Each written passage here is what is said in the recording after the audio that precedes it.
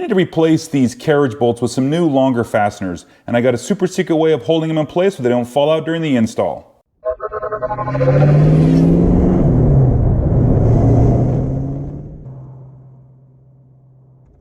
What's up guys, my name is Andy. Not too long ago I installed some QA1 coilovers in the front of my 66 Mustang. And during that video, I talked about the carriage bolts, the factory carriage bolts that secure the shock tower cap to the chassis here. There was too short because of the shock mount cap that comes with the coilovers is a little thicker, which is great, but the bolts aren't quite long enough, and I wanted to replace those, and I couldn't do it at the time. Now I want to do it. So I've got the new bolts. These are just a little bit longer bolt. They're nothing fancy, but if any of you guys have worked with these before, they don't stay in very well. They slot in, so that they don't move around, but they can fall out when you're installing your shocks or your springs if you're taking those out. And in the past, I've used some RTV type sealant stuff just to kind of glue them in place so they stay there. But I got a different way to hold those in place. So we'll go over that in a second, but I need to get these bolts upgraded or replaced on my car. Let's get that going. So I got a bunch of new hardware to get this installed, and I went ahead and grabbed 2 different lengths of these carriage bolts just in case I didn't have the right length to go with. So we got an extra set here, and then we've got some nuts and some lock washers. But I also got these little guys here, and what these are going to allow me to put these on here, and then because it'll be sandwiched in the slot in the top of the shock tower, this will hold it, which I push this in place. I don't want to do it now because it'll be stuck on there. It will hold this in place, and then I can take everything apart and these won't fall down and fall out. Again, for those that are familiar with that, this is not my idea. I saw this a long time ago and I just never got around to doing it. Now I want to get it done. So we'll put these on here when we get this installed. I got 2 sets worth just in case I install these and they're too long or these are too short or whatever, so we're covered. Let's go ahead and get the car taken apart so we can get this installed. So to get these replaced, we need to jack the car up so we can take the load off of this shock cap. But before I do that, I've got these coilovers, and this is an opportunity for me to dial in the settings a little bit. This side is still just a little bit higher than this side, than the driver's side. I think I'm going to raise this up just 1/8 of an inch. Because I have to take all this apart to get to that, now's a good time to do that. So let's get that done real quick. We'll do a real quick measurement here on the passenger side. We're sitting right about 24 1/4. And then on the driver's side, we got about 24 1/8. So yeah, I want to come about 1/8 of an inch on the driver's side. Something funny about this car, I'm lowered just enough to where my jack can't get underneath the lip of the car. I have to lift the car up with my hands to get the jack to go underneath the lip.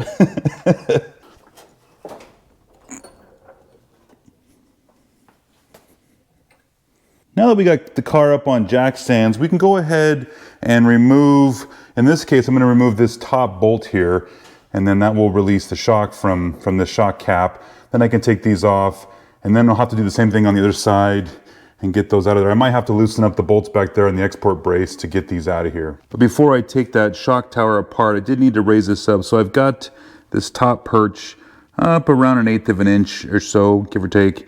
So I just need to tighten this lower guy up, and then I'll tighten that down, get that done, and then we'll be done with this side. You'll probably find that it's easier if you loosen the bolt for the front sway bar. It'll be easier to move the suspension up and down. You can get the bolt out of that top shock mount. Now we can go after these bolts on the top of the shock tower cap.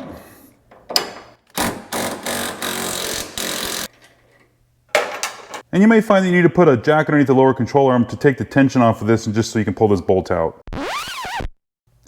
Okay, I'm an idiot. I forgot that with that spring not compressed, it's in place, it's putting a load on the system. And what I had to do is I had to come down here and I had to lower the spring perch, and I measured it first so I could put it back to where it was. So I got this lower to take some of that tension off the spring. Then I could put a jack underneath the A-arm, and it's just enough to take this bolt out. Now we can get that guy out of there. Now I can take these out because this cap isn't going to be shooting off the top there by the pressure of this. So, and then what I was thinking about, I do have to take this off to get to these bolts, the carriage bolts, which means I got to do the other side and go through all that. So let me get that done real quick, and then we can come back to taking these off. All right, and that's the last bolt for the export brace. And if you guys have seen this, this is just a support bracket that just distributes the load of these bolts on the flange on the firewall. That I have these on my website, KruseBuilt.com, if you guys want to check that out. But now that that's out of the way, we can go ahead.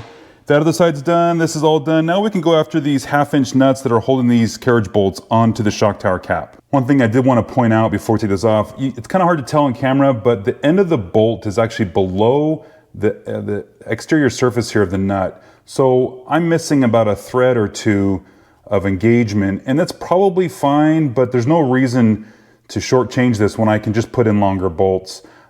When the bolt sticks out past the nut, it's not doing anything. Once the bolt gets past the nut, the bolt doesn't do anything for you past that. But we do want to make sure that we get full engagement of the bolt and the nut here. So this is why we're going to put those longer bolts in.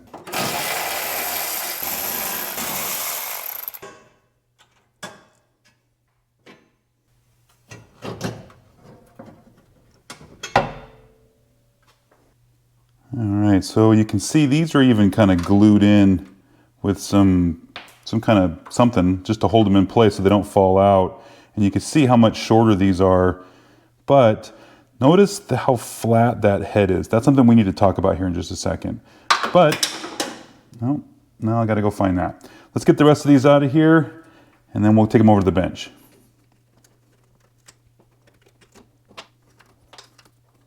All right, we got those 6 bolts out. And I was talking about how shallow or short that flat top is. And if you look at these off-the-shelf kind of fasteners, it's got a much bigger dome. And I was thinking, it's probably not going to matter, but I've got a grinder, and I think I might just take a little bit off the top of this just to flatten it out. You guys probably know, it probably doesn't matter. Also look at the shoulder here. This shoulder is just a little bit taller, but I test fitted this in there, and it's not like this is going to stick up past the sheet metal of the shock tower and get into the way of the export brace. So we're going to be okay there, but I think I might just take a bit off the top. And before I do that, so what fastener length am I going to go with? Well, I've got these 3 lengths, and I clearly don't need this longer one. So this guy here, I think this is one we're going to use, and you can see, I don't know, what is that, like a 1/4 of an inch more or something like that. Remember, we were just below the head of that nut. So I think this is going to be the better route, is going with these ones. This bolt length here. Okay, so these are 1-inch bolts. And what's in the car is 3/4. Okay, that makes sense. So yeah, if you guys are going to get a set of these, 1 inch ought to do it. I'll give us plenty of threads, and we're good. So I'm going to grind it off a little bit, and then we can go ahead. Oh, so the other part was this guy, and these lock washer, I forget what these are called, but we're gonna, once we put these in the car, I don't want to get it on there yet, but actually I bet I could, that's gonna be fine. So gets in the car, and then I'm gonna just put these on here, and then it'll hold it from falling down, and some of you guys are familiar with that, and that's why these other ones are glued in there. So let's get this thing prepped, and we'll get them back in the car. All right, now we got these ground down. Again, we didn't take off much. If you compare to the old one there, just enough to get that bump off there. It'll be fine. We didn't take too much off. Careful, I burned my hand. These are really hot when they come off the grinder, so heads up, guys. All right, let's get these guys in there. So there's the first one. And we'll put this on there. Let's see if this works like I want it to. Yeah, it's kind of a nut, but see there, it just holds it in place, which is perfect.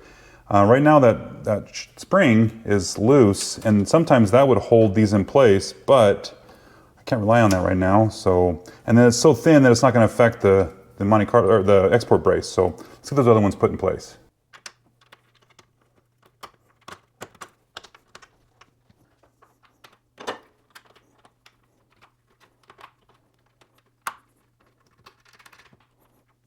All right, now we got the other side done. So from here, it's just the same as this assembly. We'll put the export brace back on, then the shock tower caps, put the coilovers back to where they were now that I know what I'm doing there.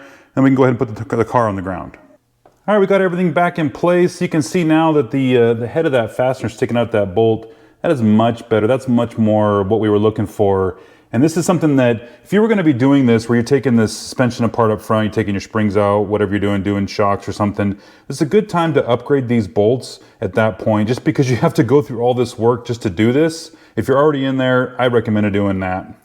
And everything else went back together pretty good, so we can go ahead and put the car back on the ground.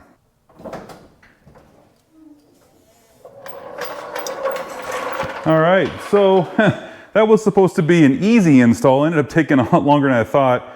So when I was putting those shocks back together, or the coilovers, remember in the beginning I said I had to unscrew those spring perches to get the spring.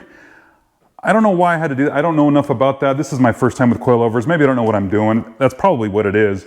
But I was able to put the spring perches back up to where they go and get them to the right height. And then I was able to jack the control arm back up and get the shock, the top of the shock back in.